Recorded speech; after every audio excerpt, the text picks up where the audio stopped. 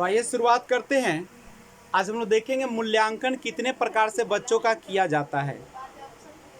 मूल्यांकन के प्रकार देखेंगे।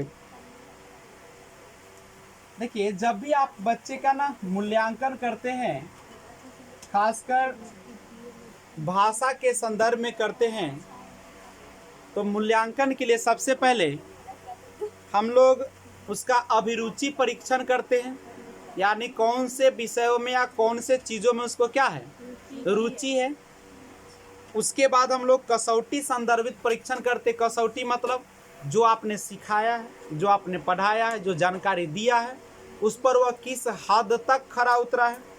और तीसरा करते मानक संदर्भित। मानक का मतलब होता है हर चीज़ का एक स्टैंडर्ड होता है, एक मानक परीक्षण होता है जिसके आधार पे किया जाता है।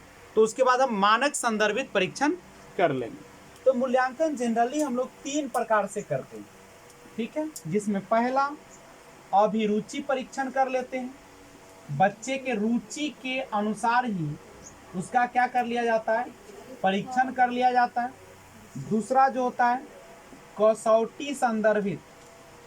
कसौटी संदर्भित परीक्षण करते हैं, यानी जो चीज़ जिस चीज़ के लिए आपने पढ़ाया, जो पढ़ाया, क्या उस पर खरा उतरा या नहीं उतरा। और तीसरा होता है मानक संदर्भित, यानी जो एक स्टैंडर्ड फिक्स किया गया था कि इतने लाना है, इतना होना चाहिए, वो परीक्षण कर लेंगे, ठीक है।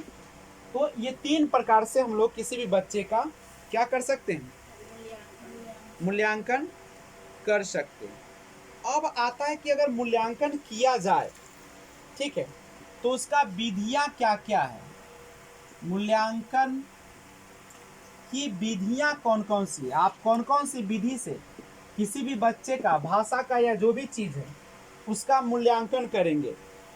तो सबसे पहले मूल्यांकन करने के लिए पहला तरीका है कि आप उस बच्चे का क्या ले लीजिए, परीक्षा ले लीजिए। दूसरा तरीका है कि आप उसका निरीक्षण कर लीजिए, मतलब उसको देख लीजिए कि जो आप कर रहे हैं वो कहाँ तक हो रहा है, अवलोकन करते रहिए।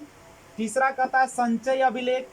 आप क्या कर लीजिए, विभिन्न प्रकार के उसके जो जीवन में गुजर रहा है, जो आपने बताया है, जो व्यवहार है, उसका क्या कर रहा है, किस प्रकार से संचय करें। और लास्ट में आप कर सकते हैं रेटिंग स्केल, जिसमें आप उसको एक रेटिंग देते हैं, नहीं रेटिंग अभिलेख भी कर सकते हैं। तो इतने तरीके से हम लोग कर सकते हैं कौन चीज, बच्चे का मूल्यांकन। अब इसके लिए हम लोग एक एक करके जानने का प्रयास करेंगे, ठीक है। अब एक चीज और समझिएगा, अगर परीक्षा लेते हैं तो ये जो परीक्षा होगा 3 प्रकार से परीक्षा होगा। या तो हो सकता है लिखित परीक्षा, या हो सकता है मौखिक परीक्षा, या हो सकता है आपका प्रायोगिक परीक्षा, जिसमें करके आपको दिखाना होगा।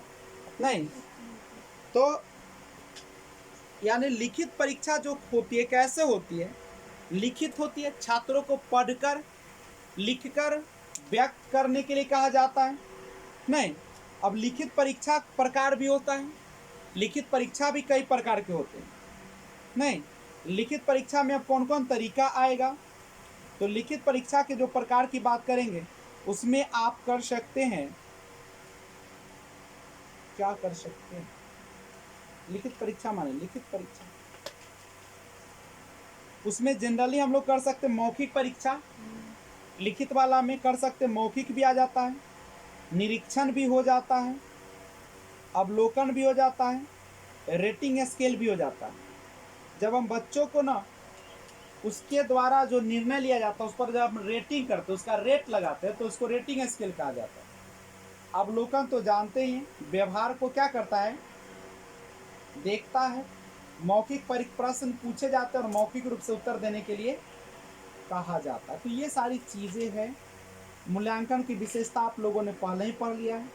भाषाई कौशल का मूल्यांकन करने के लिए आपने देखा कि पाठ या सार से संबंधित प्रश्न पूछकर श्रवण कौशल का, वाचन कौशल का मूल्यांकन के लिए कविता पाठ वाद विवाद करके, पठन के लिए हम लोग अर्थ ग्रहण करने की क्षमता के द्वारा, और लेखन जो होता है कौशल, उसका हम लोग क्या करते हैं, तब जब कोई व्यक्ति निबंध के माध्यम से या किसी भी चीज़ के माध्यम से लिखकर व्यक्त करता है तो उसको हम लोग कौन सा कर बोलते हैं, लेखन बोलते हैं।